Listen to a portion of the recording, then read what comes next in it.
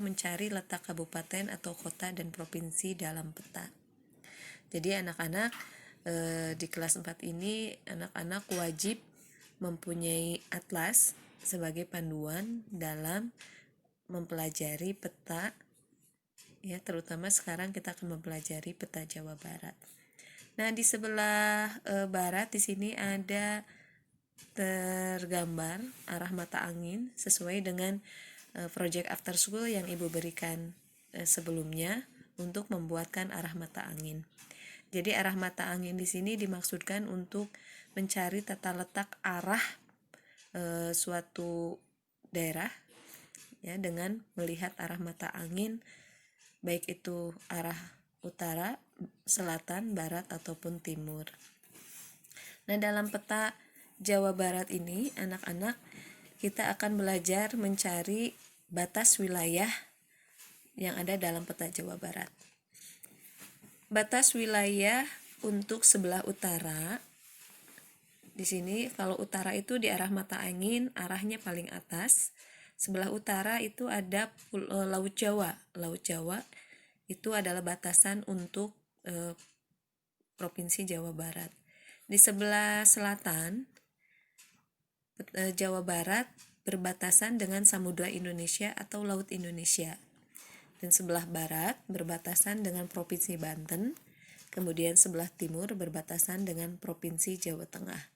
Jadi anak-anak untuk mencari tahu batas wilayah, kalian bisa mempergunakan arah mata angin, dan arah mata angin tersebut harus kalian fahami dan kuasai arah-arahnya supaya kalian tahu bagaimana cara membaca peta untuk batas wilayah. Kemudian selain itu, selain batas wilayah, Jawa Barat ini adalah tempat wilayah kita tinggal, ya. Karena kita berada di wilayah Kabupaten Bandung yang berada di Jawa Barat. Makanya untuk pelajaran peta kali ini Ibu lampirkan peta Jawa Barat. Karena sebelum mengenal wilayah-wilayah tempat lain, kita harus mengenal lingkungan sekitar dulu. Nah, dalam peta Jawa Barat ini ada simbol-simbol, ya, yang diperlihatkan. Contohnya di sini ada bulatan hitam, kemudian ada kotak merah, ada juga segitiga merah dan segitiga hitam. Untuk kabupaten dan kota ditandai dengan bulatan hitam. Nah, ada sedikit perbedaan antara kabupaten dengan kota, walaupun sebetulnya secara struktur pemerintahan berada pada posisi yang sama. Jadi perbedaan antara kota dan kabupaten terletak pada wilayahnya. Biasanya kalau kota itu adalah pusat pemerintahan di suatu wilayah. Kemudian untuk struktur pemerintahannya juga, kalau kabupaten dengan kota itu, kalau kota strukturnya setelah kota, di bawahnya kecamatan, setelah kecamatan kelurahan. Nah, jadi sedangkan kalau di kabupaten, setelah wilayah kabupaten, di bawahnya kecamatan, setelah kecamatan ada kelurahan, nah di bawah kelurahan ada desa. Jadi kalau kabupaten terdiri dari beberapa desa, lingkup desa. Sedangkan kalau di wilayah kota itu dari kelurahan, di bawahnya tidak ada struktur untuk wilayah desa. Jadi kalau secara administratif mungkin wilayah kota sedikit lebih lebih maju, ya, untuk tatanan wilayahnya. Nah, kemudian di wilayah Jawa Barat ini ada beberapa kota atau kabupaten. Nah, kenapa di sini ada yang kotak berwarna merah? Ini menunjukkan bahwa Bandung adalah ibu kota Provinsi Jawa Barat, ya. Jadi pusatnya kegiatan baik itu ekonomi, sosial, budaya ataupun pusat pemerintahan Jawa Barat berada di Kota Bandung, ya.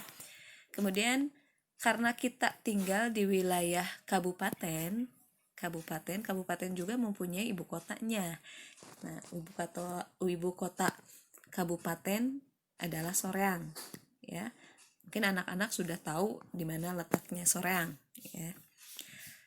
Nah, kemudian di sini juga untuk simbol segitiga merah itu menandakan bahwa simbol tersebut menunjukkan gunung. Gunung dibagi menjadi dua, ada gunung yang aktif dan ada gunung yang tidak aktif. Kalau yang aktif diberi tanda segitiga merah, sedangkan kalau yang tidak aktif diberi simbol segitiga warna hitam. Jadi kalau segitiga merah itu menandakan gunung aktif, artinya gunung tersebut masih berpotensi untuk melakukan aktivitas gunung berapinya. Sedangkan kalau gunung tidak aktif, tidak berpotensi untuk ke gunung berapi ya. Nah, itu penjelasan untuk bagaimana cara membaca peta sederhana dulu sebelum nanti selanjutnya kita akan membahas apa yang menjadi unsur-unsur dalam peta. Nah, jadi yang tadi Ibu bahas yaitu batas wilayah Jawa Barat, kemudian kota atau kabupaten yang ada di wilayah Jawa Barat, dan gunung yang aktif maupun tidak aktif. Nanti anak-anak bisa mengamati sendiri kota atau kabupaten mana saja yang berada di wilayah Jawa Barat ya. Nanti setelah pembahasan ini ada beberapa tugas yang harus kalian isi ya. Kemudian setelah kalian tadi mendapatkan penjelasan untuk wilayah kota, kabupaten, dan juga provinsi, di bawah ini Ibu sudah buatkan tugas untuk kalian kerjakan hari ini. Tugasnya yaitu pertama, lakukan pengamatan dari peta Jawa Barat di atas, atau kalau kurang jelas kalian dapat menggunakan atlas yang kalian punya sebagai medianya. Setelah itu, isilah tabel berikut sesuai pengamatan yang kalian lakukan pada peta.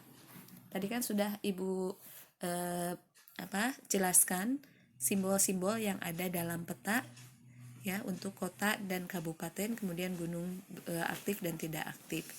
Jumlah tabel kalau kurang dapat kalian tambahkan sendiri, artinya di sini Ibu hanya mencantumkan 13 nomor. Jadi kalau kota atau kabupatennya lebih dari 13 nomor, kalian boleh ditambahkan sendiri. Nah, tabel ini kalian tuliskan di buku tulis dengan rapi, jawabannya pun sama dikerjakan di buku tulis ya. Untuk selanjutnya ada latihan soal ya untuk mengetahui pemahaman yang kalian peroleh setelah mendapat penjelasan yang sudah Ibu jelaskan di atas. Ini ada 7 soal ya. Yang pertama, apakah nama ibu kota Provinsi Jawa Barat? Yang kedua, tulislah batas wilayah Provinsi Jawa Barat. Yang ketiga, apa perbedaan kota dan kabupaten? Yang keempat, apa nama ibu kota Kabupaten Bandung? Yang kelima, siapa yang memimpin atau mengepalai wilayah kota dan kabupaten dalam struktur pemerintahan? Yang keenam, ada berapa kota atau kabupaten di Jawa Barat? Nomor 7, coba kalian tuliskan asal kota atau kabupaten orang tuamu beserta ciri khas wilayahnya. Nah, mungkin itu saja yang bisa Ibu jelaskan hari ini. Mudah-mudahan kalian tetap semangat dalam belajar. Jangan lupa jaga kesehatan dan kondisi. Mudah-mudahan kita dapat kembali ke dalam kondisi yang normal sehingga bisa bertatap muka kembali dalam suasana yang berbeda. Terima kasih banyak. Wabillahi taufiq wal hidayah. Wassalamualaikum warahmatullahi wabarakatuh.